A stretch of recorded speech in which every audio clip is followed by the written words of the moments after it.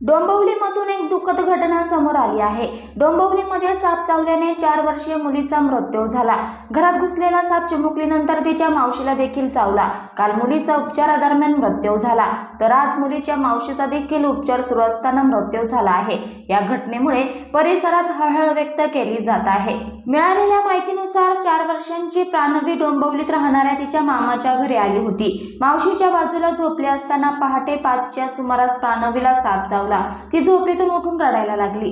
रडताना पाहून मावशीने प्राणवीला मिठी मारली। मला काय होतं हे सांगता न आल्याने प्राणवी रडत राहिली। थोड्या वेळाने तोच साप तिच्या मावशीलाही चावला, तेव्हा हा भयंकर प्रकार उघडीस आला। सर्पदंश झाल्यानंतर दोघींना महापालिका रुग्णालयात दाखल करण्यात आले। काल उपचार सुरू असताना 4 वर्षीय प्राणवीचा मृत्यू झाला। महापालिका रुग्णालय प्रशासन तिच्या मृत्यूला जबाबदार असल्याचा आरोप कुटुंबियांनी केला आहे। प्राणवीच्या मृत्यूनंतर तिच्या मावशीला खासगी रुग्णालयात दाखल करण्यात आले। आज तिचाही मृत्यू झाला।